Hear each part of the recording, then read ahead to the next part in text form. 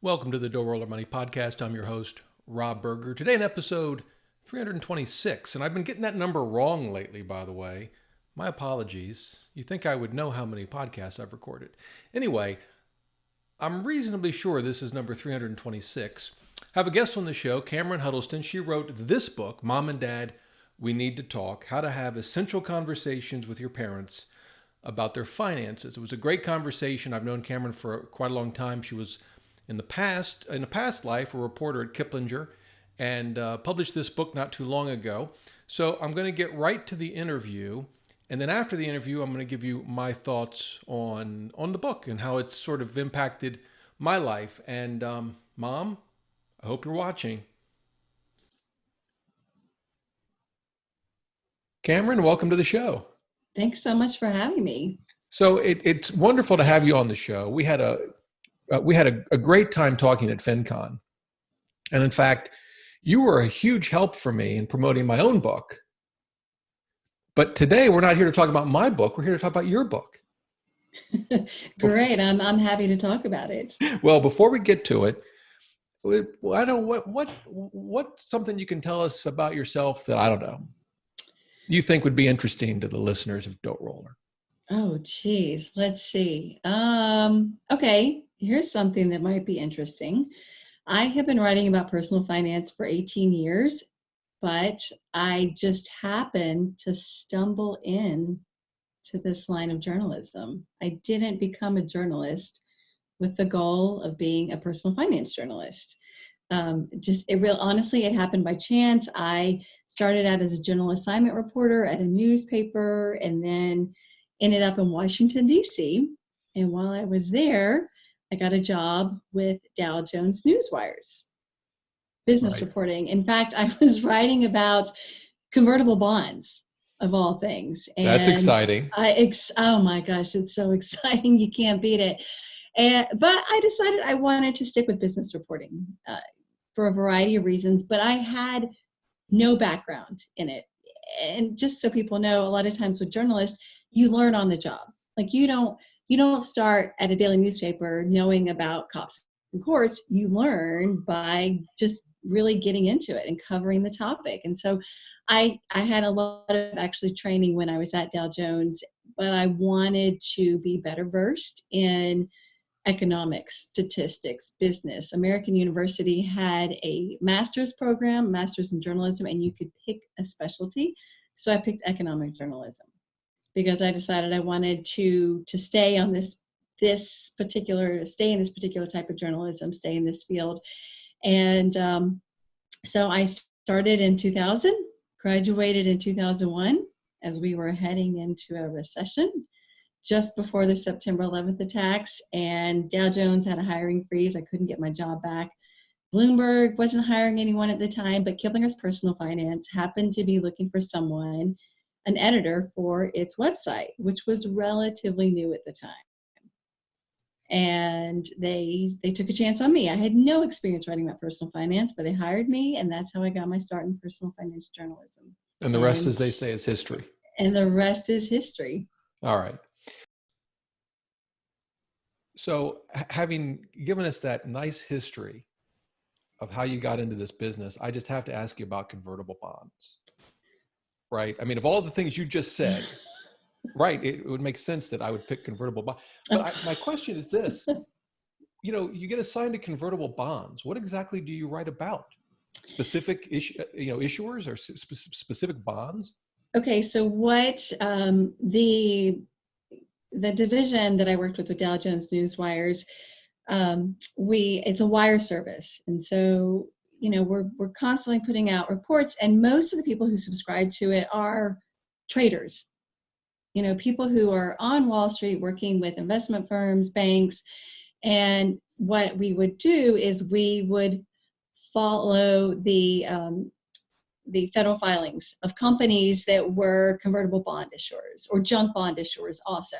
And so anytime they would file a 10K, whatever, any sort of filing that they would, file with, SEC, we would see those filings, and then we would comb through them to see what was relevant there.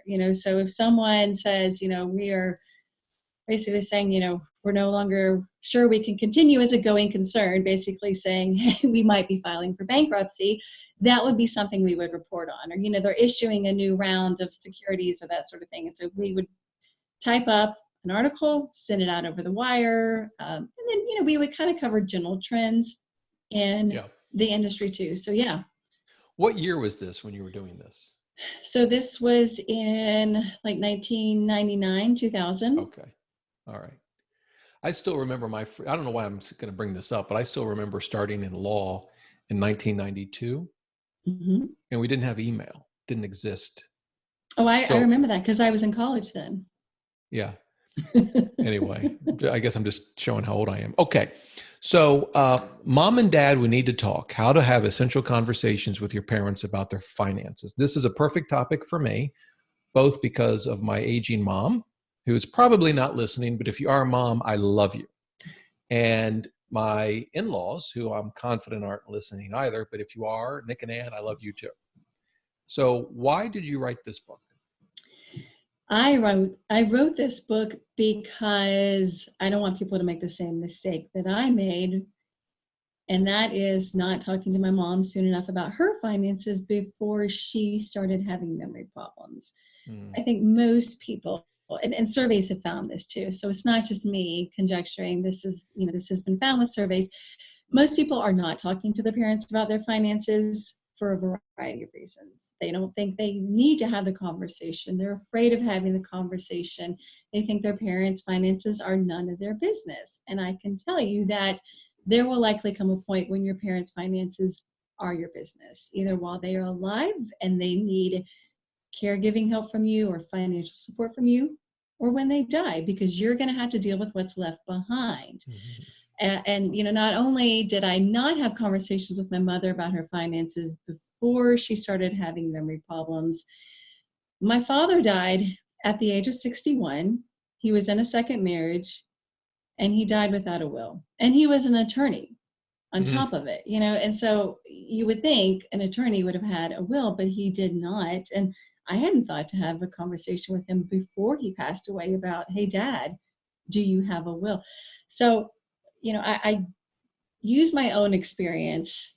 And then I also talk to all sorts of experts, financial planners, financial psychologists, elder care experts, estate planning attorneys. And then I talk to regular people who have had the conversation, just to show people that these conversations aren't as scary as you think. Because a lot of people think, oh my gosh, talking to my parents about their finances, this is going to be the most awkward, difficult conversation I can have. Why should I even go there? Why bother, doing this, subjecting myself to this? And I wanted to show people that it's not as awkward as you think. Yeah. So how do you figure out, so both my mom and my in-laws are both, they're all reasonably healthy, mentally and otherwise. But how do I don't want to wait until they have memory issues or other, mental health, I guess, loss of memory or whatever. I don't want to wait until then, because then it's too late, right? So then how do I know when I should have these conversations? As soon as possible. Oh. As soon as possible. As soon as we're done with this interview, I need to call them? Yes. Really? As soon as we are done, yes. You want to have these conversations while your parents are healthy, because it's much easier. For starters, you can talk about what if scenarios, a hypothetical situation. Mom and Dad, what if something were to happen to you and you were in the hospital and I needed to pay your bills while you were in the hospital? How would that happen? How can I do that?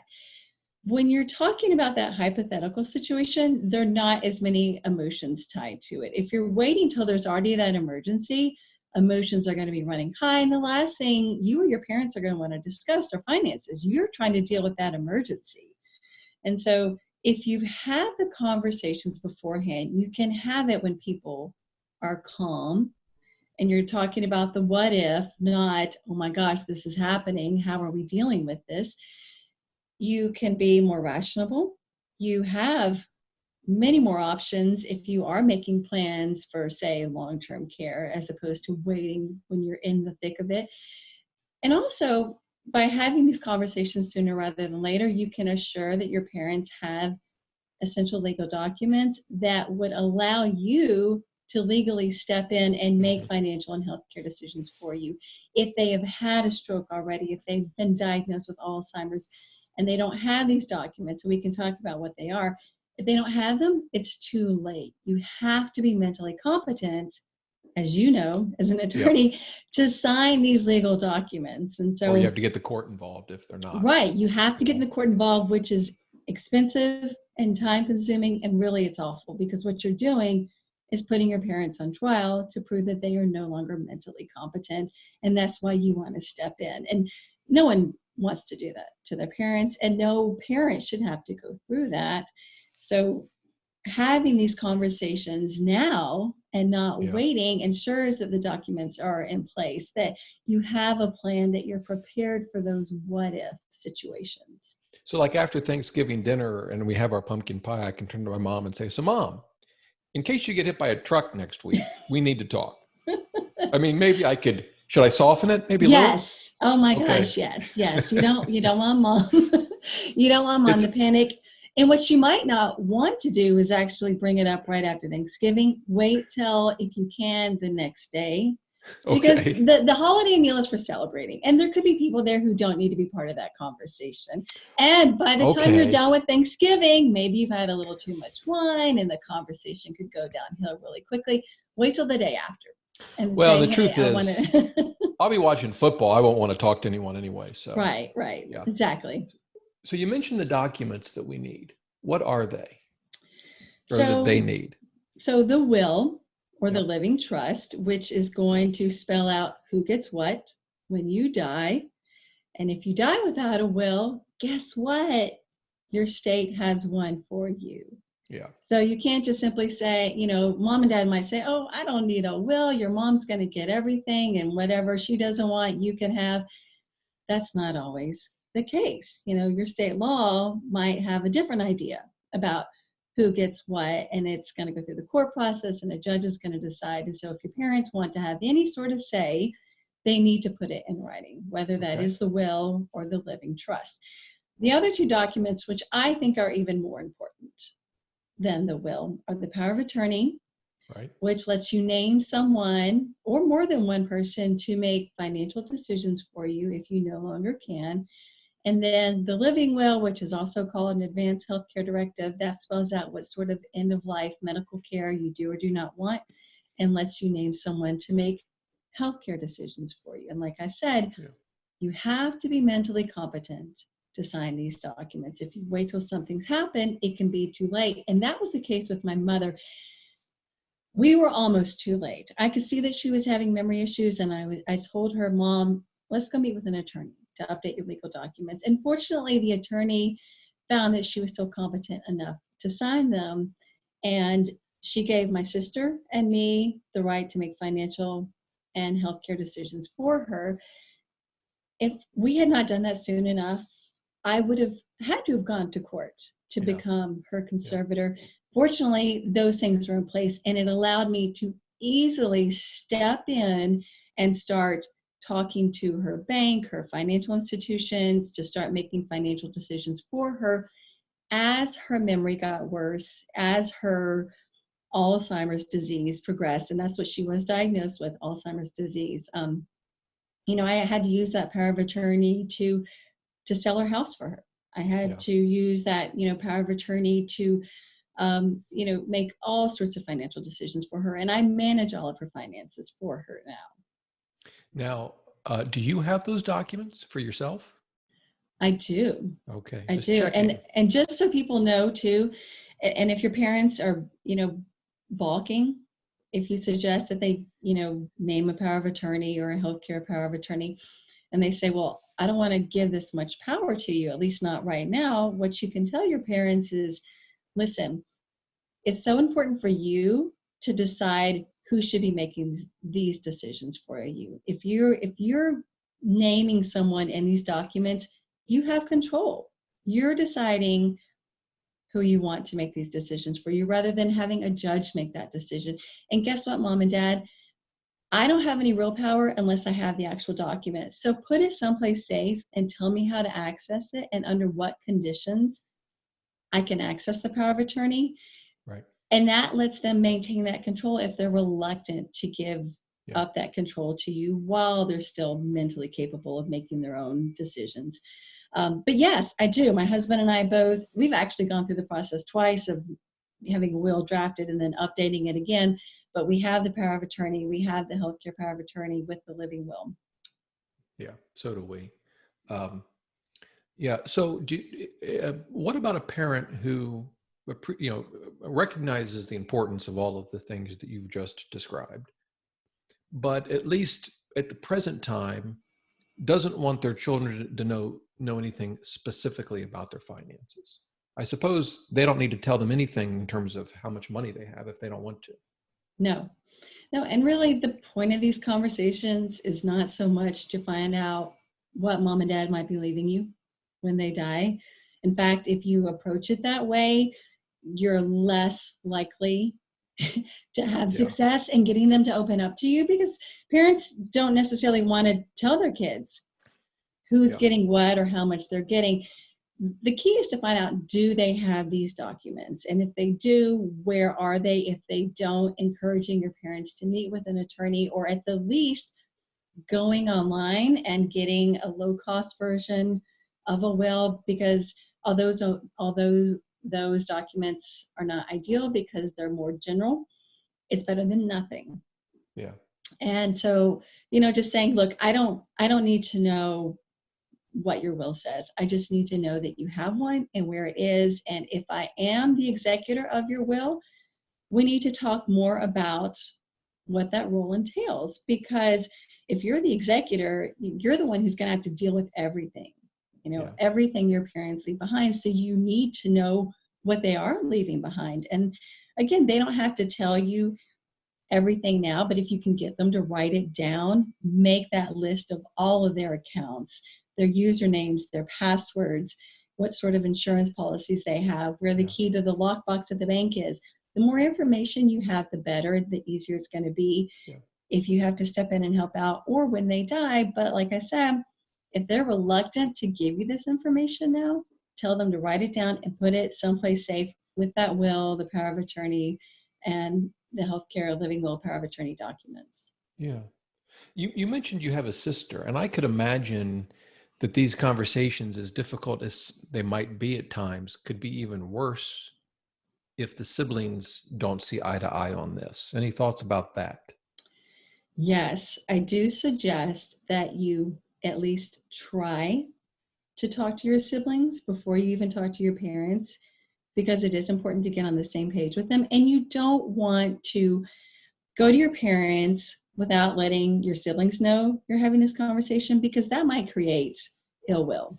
They might think that you are trying to go behind their back and win favor with your parents so that you get everything when they die. So you want to let your siblings know that you want to have this conversation with your parents. You want to figure out who's going to have the conversation. Is it going to be all of you, maybe just one of you, when you want to do it? And it's also important to talk about what sort of roles you're willing to play in your parents' lives as they age. Like you said, though, it's not always easy to have these conversations with your siblings because there can be sibling rivalry. Maybe you don't have a great relationship. And it's so important to let your siblings know, look, whatever issues we have, we need to set these aside, because this is about mom and dad. And this is about what's best for them.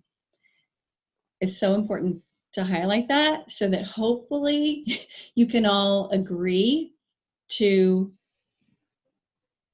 set aside whatever differences you might have to at least have a conversation about how you're going to approach your parents, what roles you might be willing to play. And if your siblings don't really want to be involved, that's okay. Of course that might make it a little more difficult for you, but let them know, look, it's okay. You don't want to participate in this conversation.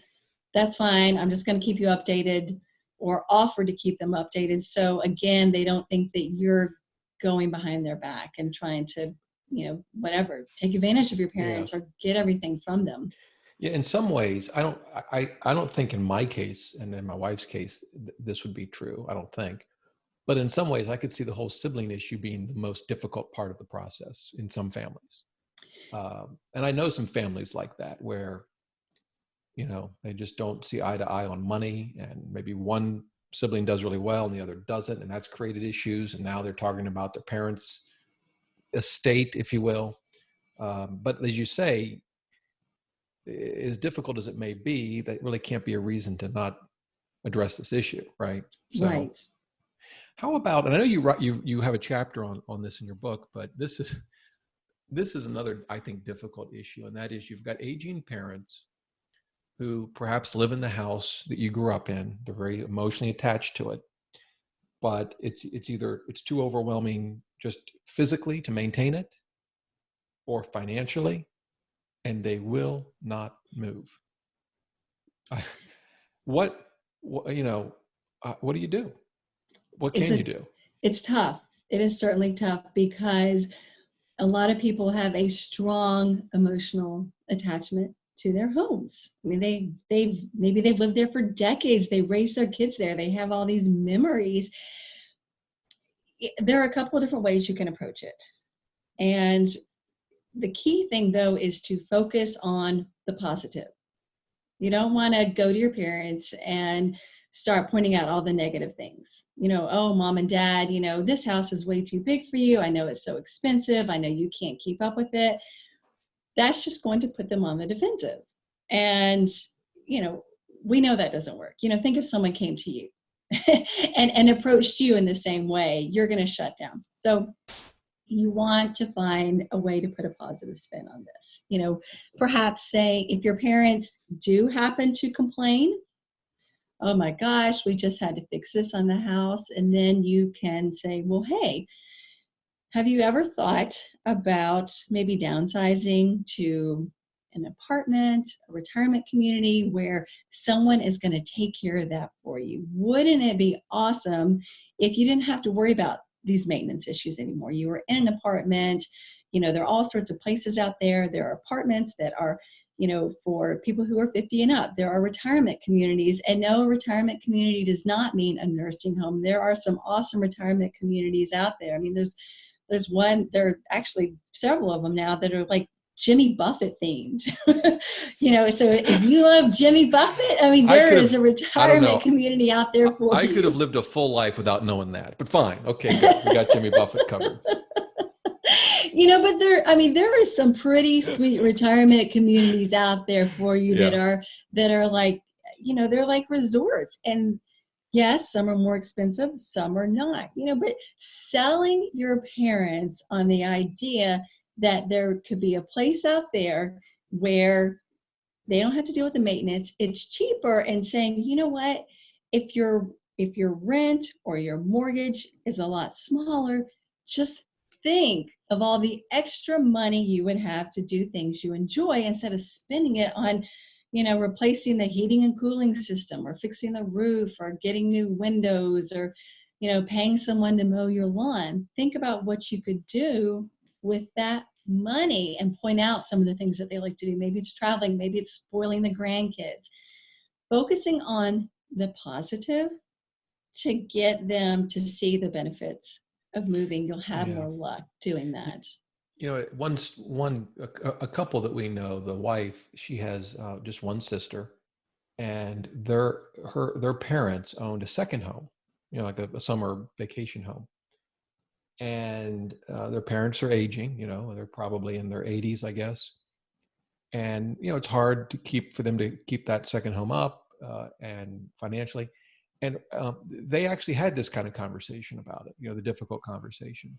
And one of the things, and I thought this was very smart, but one of the things the sisters, who get along fine, but one of the things they realized is getting along as a brother and sister or sister and sister is fine, but owning real estate together because your parents pass away and leave it to you in a will is a wholly different matter.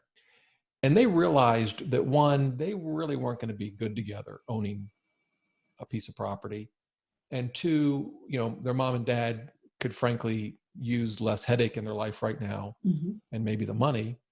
So they sold it. The parents, they, talked to the parents. The parents agreed, and they sold it. And it was an emotional thing because they'd owned this second home for, like, I don't know, 30 years, and all of their children had grown up going to this summer home. So it was emotionally not an easy thing to do, but probably from an, I started to say from an estate planning purpose. From a tax perspective, I'm not sure it was the smart thing to do, but for all the other reasons that you've described and that you described in your book, it probably was a pretty smart thing to do. Certainly. And this is another thing that you want to discuss with your siblings is, okay, if, mom and dad need to, let's say dad dies and mom's alone, let's have a conversation now about how we're going to talk to mom about this so that when it actually happens, you're not divided, because, and this happened with a friend of mine, and she's in my book. Their father had been ill for years. When he passed away, it was like a surprise almost. Even though they knew it was coming, suddenly they were like, Yeah. oh my gosh, mom's all alone. What do we do? One of the siblings had a strong attachment to the home and didn't want to see her selling the family home. The other one thought mom should move closer to him. And my friend, the daughter, was encouraging mom to move into a retirement community because the siblings weren't on the same page, and mom was, getting, hearing something different from each kid. It made it harder for her to make that decision. Yeah. She ended up selling the house, moving closer to her sons, but it turns out that was not a good decision. She's not in a neighborhood with people her age. She can't really take care of the house. The sons don't really have time to help her. And now she's saying to her daughter, I should have listened to you. I should have considered the retirement community. And so, even just planting the seed in your parents' head, getting them to start thinking about these things, getting them to look, and they might initially say, I don't want to move. Okay, that's fine. Maybe you don't want to move now, but maybe you should at least look into some options out there. Just know what's available in case you do decide you want to move. And, a lot of people too, as they get older and they need more care, they want to get that care in their homes. And if your parents are so opposed to the idea of an assisted living facility or a nursing home, then the conversation can be along the lines of, okay, mom and dad, I understand you might want to get care in your home. And I can understand that. I mean, who wouldn't want to be in the comfort of their own home? But is your home set up so you can get that care? You're in a 2-story house. How would you get up and down the stairs? Can you get in and out of the shower on your own? Dad, could mom actually get you up and down the stairs? If you want to be able to age in place, maybe it needs to be a different place. And maybe you want to consider going ahead and moving now into that 1-story home that's smaller, or the retirement community, because there are retirement communities out there with varying levels of care. You can start with independent living and then move into assisted living and then into nursing care. Planting these seeds in your parents' head will at least hopefully get them thinking. And like I said, they might not initially say, oh yeah, it's a great idea, let's sell the house. But if you can get them thinking about that, and then, drop hints every now and then when they complain about the house, again, using that opportunity to say, hey, have you thought about this? Even, I know someone who even went so far as to do an Excel spreadsheet comparing the cost of staying at home and moving into assisted living. And she was an accountant. She did this for her father. And when he saw that the cost was going to be the same and that he would no longer have to deal with his laundry and maintenance and would get, round the clock care, he was sold on the idea. And once he moved into assisted living, was like, gosh, I wish I would have done this sooner. Yeah, it's interesting. My in-laws, particularly my father-in-law, does not want to leave their current home. Very strong about that. And I understand it. It's a nice home that he built, he built the home himself. So he's very attached to it. And it's a lovely place out in the country. But it's also, it's 10 acres to mow. That's a lot. Yeah. But one of the things they've done, and I think this is smart, is while I don't see him moving until he physically has no option. That's my gut instinct. They have started to prepare So like, getting rid of stuff, which he was a contractor. So he ended up having a lot of tools and stuff, and still does, but um, there was a big effort just to get some things off the property. Trucks that had sat there for 20 years. I mean, this was a whole situation. Anyway, so it's at least a step in the right direction. Maybe it doesn't go as far as I think it should go, but then again, you have to balance this, right? Because I may sit back and say, well, wait a minute, I can run your lives. Let me just tell you what you need to do, right? But that's not fair either. It's ultimately, as long as they're competent, and they certainly are, it's their choice, right? Yes, exactly.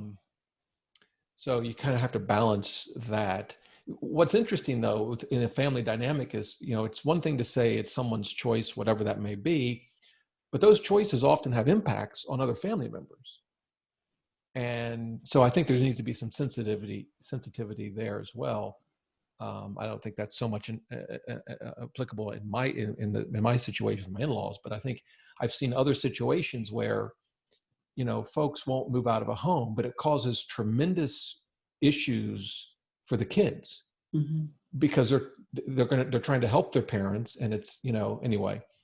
Yeah, that to me, the home is a big sticking point in a lot of families.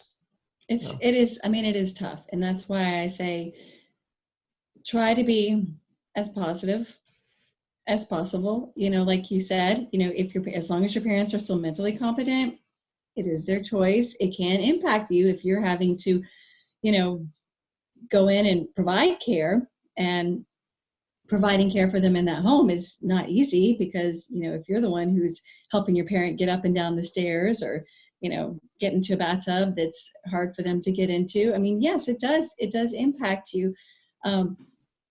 Certainly though, if your parents are in a situation, like my mother, where you have Alzheimer's disease, you have dementia, there can come a point when you have to make that decision, you or your siblings, right, which I had to do for my mother. And I did not like having to be in that position, but you have to look out for your parents' well-being. I mean, you cannot leave them alone in a home that they cannot maintain and that they are not safe in. And it is difficult, but you have to make sure that they are safe.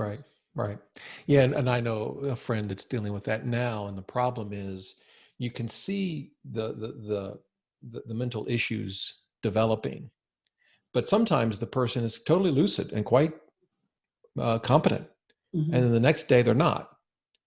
And it's hard to know when you jump in, but that's a tough issue. But as you said, it's probably better to think getting involved earlier rather than having something really bad happen. So yes.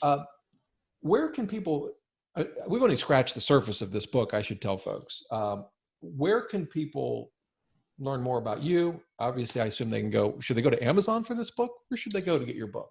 You can go to Amazon, Barnes & Noble. It's in stores. You can go online. Independent booksellers are also carrying it too. You can get more information about me at CameronHuddleston.com. There is a link to Amazon, Barnes & Noble, independent booksellers too. So you can, go on my site and find links to buy the book too. So what was it like when you went and I know you did this, so don't try to deny it. What was it like when you went into a bookstore for the first time and saw your book on the shelf? It's pretty cool. Yeah, I would think so. It is pretty cool.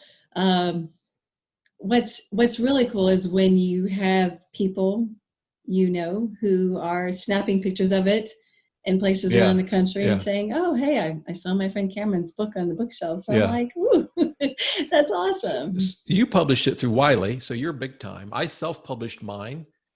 But here's the thing. I can look at orders and I know that it's being carried in some bookstores. I just don't know which ones. So I have yet to go to a bookstore and see my book on the shelf. It's very sad. But Barnes & Noble will let you one store. See where it is. It's so weird. So you can get it online from Barnes & Noble. And they have this deal where you can have them stock it in one store. this is how bizarre I think book selling is as an independent publisher or self-published. You can have them stock it in one store, and then what they'll do is see how well it sells, and then based on that, decide whether. So what do people do? They pick the store where they have the most friends. I'm not kidding. Like, this is what people, I didn't do this, but this is what people told me to do. Pick the store like close to you or where all your friends are, whatever, and then email them all and say, okay, go to this Barnes and Noble and buy my book. So that it'll look like, man, this thing's just flying off the shelves. This is unbelievable. I didn't do that. Well, wonderful book. Thank you so much for your time. If I missed anything, is there anything else? I mean, obviously, folks need to read the book. We can't cover the entire book in a podcast. But is there anything else that people ought to know about your book, about you? I would just say, really, way to have these conversations, as awkward as they might seem. Truly, the consequences of not having them can be much worse. Don't wait for some magic moment to arise. I mean, ask your parents about a what if scenario. Use a story. Talk about, someone Talk about me in a podcast you've heard. And hey, I just heard this podcast, and this woman was talking about how her mother, had developed Alzheimer's, and she hadn't talked to her soon enough, and her dad died without a will. There are lots of different ways you can start the conversation naturally, and I list a bunch of them in the book, but it is so important to have these conversations because like I said, you will have to get involved in your parents' financial lives, and it's easier if you are prepared. You don't want to have to play detective, which is what I had to do with my mom's finances. And so having these conversations beforehand where you can come up with a plan, you can know what your parents want, and letting them know, I want to have this conversation because I want to know what your wishes are, and I want to be able to follow them, and being respectful and really talking to them the way you would want your own children to talk to you. That's what you need to remember. And don't do it on Thanksgiving. Okay, got it. Well, Cameron, thank you so much. I've enjoyed the interview, the time with you. And a big thank you for all the help you gave me in helping me promote my own book. You're welcome. So this has been terrific. Now I've just got to go call my mom. So yes, call your mom. Well, thanks again for being on the show, and for folks listening, which I guess would be everyone but you and me. Mom and Dad, we need to talk. Sold at, I guess, fine booksellers everywhere. Yes. Go grab a copy today. So again, a big thanks to Cameron for coming on the show. Please do check out her book. It was excellent. And it was timely for me, both as it relates to my mom and my in-laws, my wife's parents. And I'm hoping right now that none of them are watching this podcast. I'm at that age where my mom and my wife's parents are at that age where discussing finances is becoming a bit of a topic, a subject. And with my mom right now, it's almost in the form of humor. Like she'll call me up and she'll say, well, I think what I'm going to do is just cash in everything I have and keep it in the house. To which my response is, Mom, I don't think that's, the best way to go. I think at this point she's just joking. Unfortunately, I inherited, for better or worse, her sense of humor. And I can see that more and more. So I think it's her way of just, trying to cause some trouble. But as she gets older, issues come up. But what are you going to do with the house? She's still living in the house that I grew up in. And she can take care of it fine now. She's still working as a substitute teacher. She was a teacher for the last 20 or 30 years and retired, now does substitute teaching, enjoys that very much. By the way, the stories she tells about teaching middle school and high school. I should have my mom on the podcast just to talk about some of the stories. I mean, some of them will make you cry. I'm telling you, they bring tears to your eyes. Some of them are incredibly heartwarming. They're just phenomenal stories. Anyway, we have decisions to make. What are we going to do with her house eventually? And here's the tricky part. The best time to have those kinds of conversations, I think, are when you don't need to have them, right? I mean, my mom is not in a situation where she needs to sell her house, where she can't take care of it, whether it's financially or or just physically maintaining the home. But that's actually when you should be talking about these things. Not that you necessarily have to make a final decision, but it's easier, I think, to talk about these kinds of issues when you don't have to rush to a decision. I think that was sort of a big part of Cameron's book. But it's easy, the problem is it's easy to ignore them when you don't have to make a decision. It's easy to let them go. And my mom and I haven't had any serious conversations yet. My sister and I have talked a little.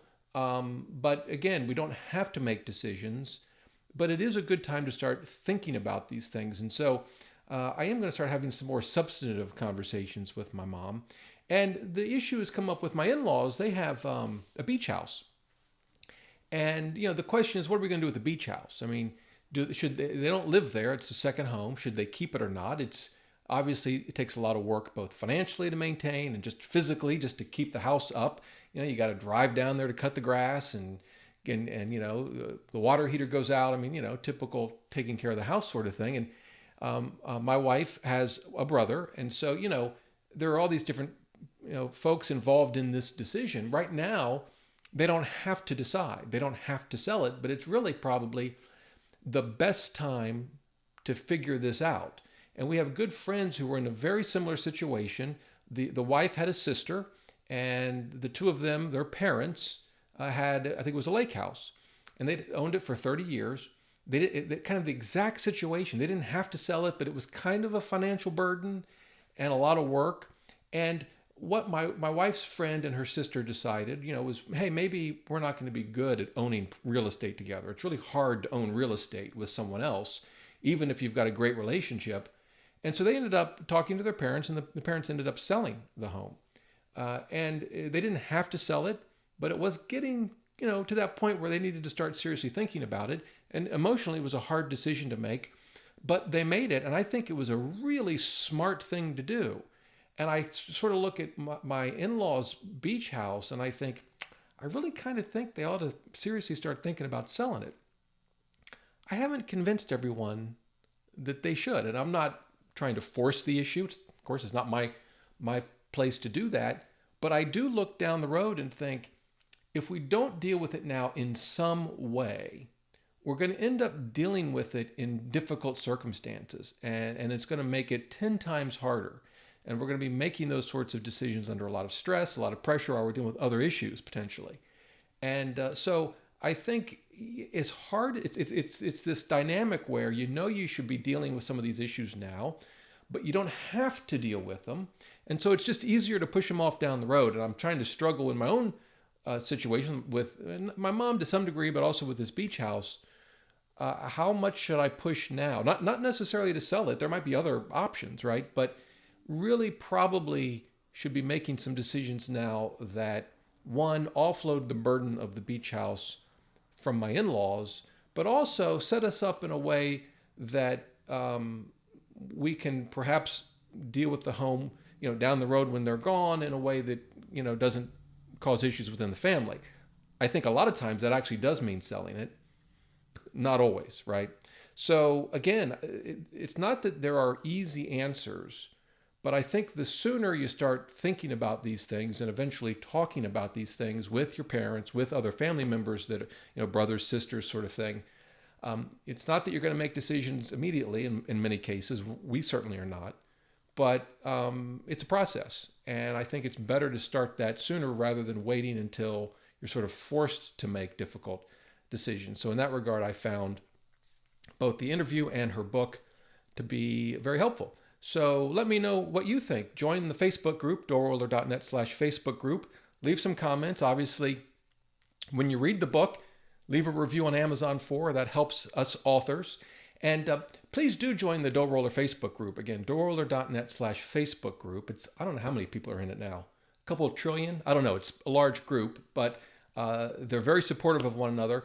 I'm going to start doing some videos. I've promised one on how to use Morningstar to evaluate a mutual fund. When I get that video done, I'm going to drop a link to it in the Facebook group. So as I start to produce some videos, you can find those in the Door Roller Facebook group as well. So listen, hope you enjoyed the show. Hope you have a great week. Until next time, remember, the best thing money can buy is financial freedom.